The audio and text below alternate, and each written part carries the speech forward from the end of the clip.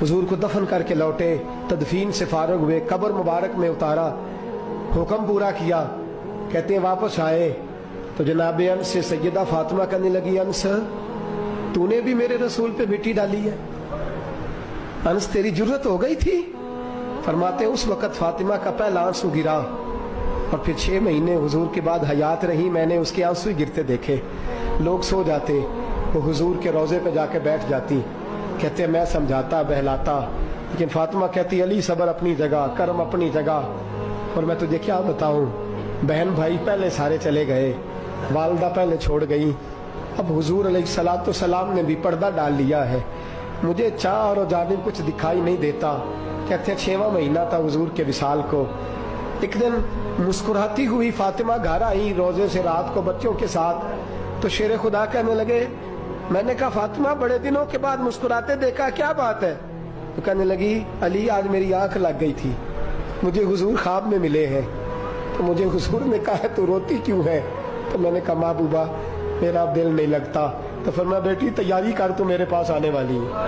हजरत अली फरमाते हैं बस फातिमा बीमार हुई, चंद दिन गुजरे तो मुझे बुलाया, वो कहने लगे अली वक्त जाने का आ गया है, ये अली के घर की है इज्जत अली से सुनते, नबी के घर की है इज्जत नबी से सुनते, वो जिसने मुअज़्ज़ज़ किया घराने को, हुसैन पाल के जिसने दिया जमाने को, जाने का वक्त आ गया है अली। पहली बात तो यह है कि हुजूर की नवासी जनाबे उमामा से शादी कर लेना, वो हुजूर को बड़ी प्यारी है। और दूसरी बात यह है कि मेरे हसन हुसैन इनका खास ख्याल रखना।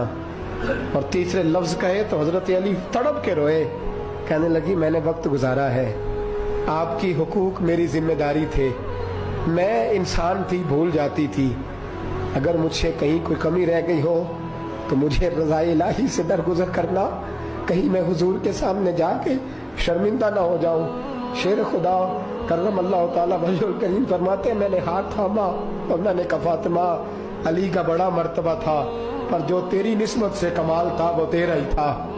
तू कैसी बात करती है, तूने तो हद कर दी, शहजादी हो के मेरे घर में खादिमों की तरह रही।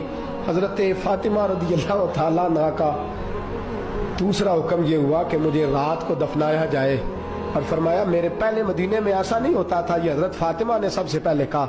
फरमाया मेरी चारपाई के साथ लगा के ना शाखें, चारपाई के साथ तो ऊपर ला के उन्हें ऊपर से बांध देना, और उन शाखों के ऊपर एक कपड़ा डालना, मेरे कफन पर भी किसी की नजर न पड़ जाए।